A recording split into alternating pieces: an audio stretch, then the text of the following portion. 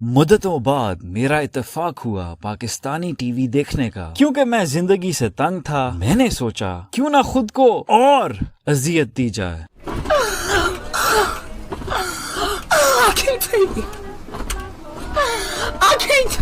Channels change करते करते मेरी नजर पड़ी एक ऐसी शय पे जिसने तो पहले मुझे ये सोचने पे मजबूर किया कि क्या मैं किसी इंसान को देख रहा हूँ, कहीं ये कोई छिपकली तो नहीं है जो किसी म्यूटेशन के प्रोसेस से गुजर के इंसान बन गई और शो होस्ट करने लग गई। गौर किया तो चेहरा जाना पहचाना लग रहा था। मैं पड़ गया सोच में। बाद में एहसास हुआ मैं तो मुस्तनसर हुसैन तारड़ को देख रहा हूँ। ओ मेरे खुदाया, ये तो जिंदा है, अगला जिंदा है। ये तो जियो में एक दौर में लोगों के रिश्ते करवाता था, ये तो अभी भी हयात है। और आजकल कर क्या रहे हैं ये? क्या ये बता रहे हैं कि 10,000 साल पहले शिकार करके खाने वाले, गारों में रहने वाले खाना बदोश इंसानों को इन्होंने कैसे काश्तकारी सिखाई? खैर, चलता हूँ नेक्स्ट टॉपिक पे, और वो ये पिछले दिनों आईफोन ने नया मॉडल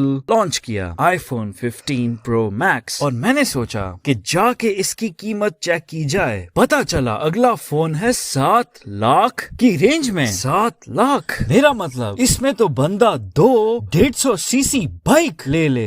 इसमें तो 7 घरों के 1 महीने के बिजली के बिल पे हो जाएं। पहले कहते थे नए आईफोन के लिए गुर्दा बेचना पड़ेगा। मुझे तो लगता है एक वक्त ऐसा आएगा कि नए आईफोन लेने के लिए गाड़ी बेचनी पड़ेगी, और 2 नस्लों बाद कोई गूफ 5 मिनट की शो के लिए अपना घर बेचेगा नए ब्रांडेड फोन के लिए। करता क्या है ये फोन? I mean, जरा पता तो चले। फास्ट प्रोसेसर है इसमें जो गेम्स और हैवी एप्स को थोड़ा तेज चलाता है। गुड हो गया।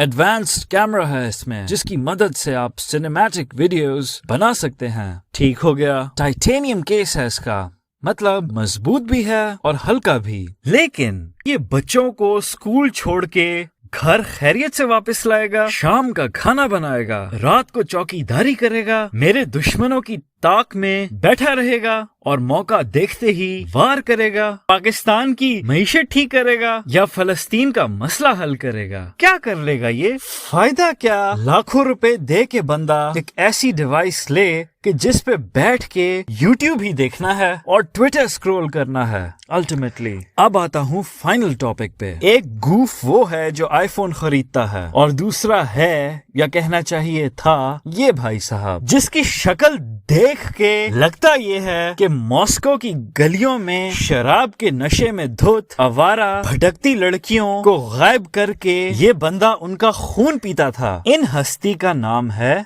Yevgeny Prigozhin. मौसूफ थे एक अनऑफिशियल मर्सनरी ग्रुप वैगनर के सरबराह। वैगनर ग्रुप एक खुफिया मुसल्ला ग्रुप था और है जिसके वजूद और सरपरस्ती को रशिया की रियासत मानने से इनकारी रही है। लेकिन सच में इस ग्रुप के पीछे रशिया की लीडरशिप बिलखसूस व्लादिमीर पुतिन था। इस ग्रुप के जरिए पुतिन और उसके साथी वो काम करवा सकते थे जो कि वो अपनी सरकारी फौज भेज के नहीं करवा सकते थे। मसलन वैगनर के लोग अफ्रीका में गए और वहाँ के गरीब पसमानदा मुल्कों के हुक्मरानों को पैसे की लालच दे के और डरा धमका के इन्होंने महंगी मादनियात की कानों का कंट्रोल हासिल किया। ये इन माइंस से निकलने वाली कीमती मिनरल्स को रशिया भेजते रहे, जिससे इनकी सरपरस्ती करने वाले लोग बहुत अमीर हुए। फिर सीरिया, शाम की सिविल वॉर, खाना जंगी में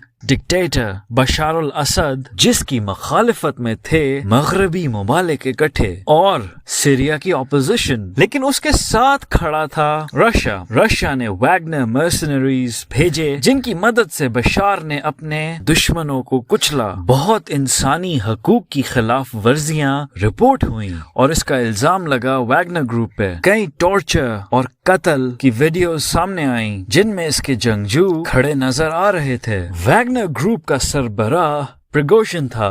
जैसे कि मैंने बताया, जब 2022 के शुरू में यूक्रेन की जंग शुरू हुई तो ऑफिशियल रशियन फौज की नाकामियों का सिलसिला थम नहीं रहा था। रशिया को एक के बाद एक मुंह खाना पड़ रही थी मैदान जंग में। पुतिन ने सूरत हाल को देखते हुए फैसला ये किया कि वैगनर ग्रुप को एक नया टास्क सौंपा जाए और वो था यूक्रेन में भेजने का। और यूं ये ग्रुप यूक्रेन में कूद पड़ा और मदद करने को पहुंच गया मार खाती हुई रशियन फौज की। लेकिन चूंकि वेस्टर्न ममालिक बिलखसूस अमेरिका यूक्रेन के पीछे खड़ा था, वैगनर ग्रुप को भी बहुत नुकसान उठाना पड़ा। जंग के दौरान इनके लोग भी बहुत बड़ी तादाद में मरने लग गए। प्रिगोजिन जब यूक्रेन में खुद गया लीड करने अपने ग्रुप को, तो उसने अपनी आंखों से देखा कि रशिया की फौज तो यहाँ बहुत बुरा परफॉर्म कर रही है। वो ऑर्गेनाइज नहीं है, उनके पास ठीक वसाइल नहीं है, उनकी ट्रेनिंग अच्छी नहीं है, उनके पास असलहा पुराना है, जंग की प्लानिंग बहुत खराब है। तो गुस्से में उसने पुतिन को तो नहीं लेकिन उसके डिफेंस मिनिस्टर और जर्नैलों की नालायकी को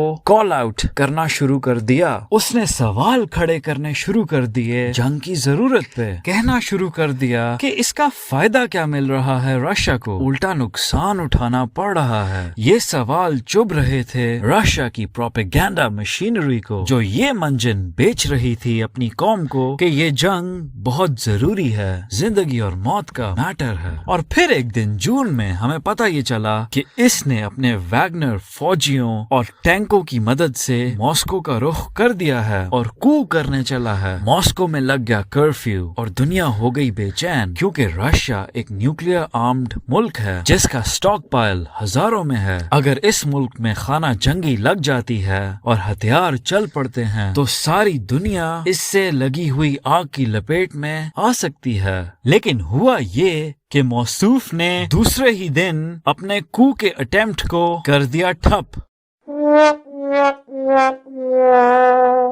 अपनी वैगनर फौज को इसने मॉस्को के मार्च से रोक दिया और रशिया के पड़ोसी और हिमायती मुल्क बेलारूस की बनाई हुई डील के जरिए जंग बंदी का ऐलान कर दिया। अब वो कहते हैं ना, एक अंग्रेजी की सेइंग है कि if you come at the king you best not miss. अगर तुम बादशाह की तरफ अपनी बंदूक तानते हो, तुम्हारा निशाना चूकना नहीं चाहिए। अगर प्रिगोजिन ने फैसला कर ही लिया था कू का, तो चाहे आर हो या पार, इसको उसे लॉजिकल कंक्लूजन तक लेके जाना चाहिए था। इतना खतरनाक मिशन या तो उसे शुरू करना ही नहीं चाहिए था, और अगर शुरू कर लिया था तो उसको इख्तिताम तक लेके जाना चाहिए था। और अगर इस होम्योपैथिक कू से ये पीछे हट भी गया था तो इसको रशिया से दुम दबा के भागना चाहिए था। इसने व्लादिमीर पुतिन जैसे बंदे के इक्तदार को चैलेंज किया था, जो एक पैरानॉइड, ताकत के नशे का आदी, कुर्सी का लालची इंसान है और जिसके बारे में मशहूर है कि वो कभी माफ नहीं करता। प्रिगोजिन को तो रशिया से ऐसे दूर भागना चाहिए था जैसे पाकिस्तान का मेन स्ट्रीम न्यूज मीडिया सच्चाई और ईमानदार निडर सहाफत से भागता है। लेकिन इस मौसूफ ने सोचा सब चिल है जी, मजे करो, आराम से अपनी लाइफ गुजारूंगा। वो अपनी जिंदगी के साथ खेल रहा था रशियन रोलेट। और आई गेस इस मिसप्लेस्ड हाइपर ऑप्टिमिज्म का नतीजा ये निकला कि फिल्मी अंदाज में इसके प्राइवेट जेट को टकराया एक मिसाइल जब वो रशिया की फिजा में उड़ रहा था, जिससे ये प्लेन हो गया बुरी तरह डैमेज और क्रैश कर गया। और प्रिगोजिन के साथ साथ उसके 9 साथियों और पायलट को जान हाथ से धोना पड़ी। और यूं हुआ खात्मा एक ऐसे इंसान का जो एक दौर में पुतिन का जाती शेफ था, उसके करीबी साथियों में से एक कंसिडर किया जाता था, और जो बना शिकार रशियन गेम ऑफ थ्रोन्स का। मेरे लिए इंटरेस्टिंग ये था जब मैंने पढ़ा कि जब पुतिन से पूछा गया इस बारे में तो उसने बोला कि मेरी ताजियत उन 10 लोगों के खानदानों को जिनके प्यारे इस हादसे में मारे गए। हाय अल्लाह, मर जाऊं इस रहम दिली पे, इंसानियत के इस लेवल पे। बंदे मार दिए लेकिन उनके घर वालों से ताजियत जरूर की। दुख की इस घड़ी में उनसे हमदर्दी के 2 बोल जरूर बोले। अल्लाह हम सब को ऐसा हुस्न सलूक करने की तौफीक दे।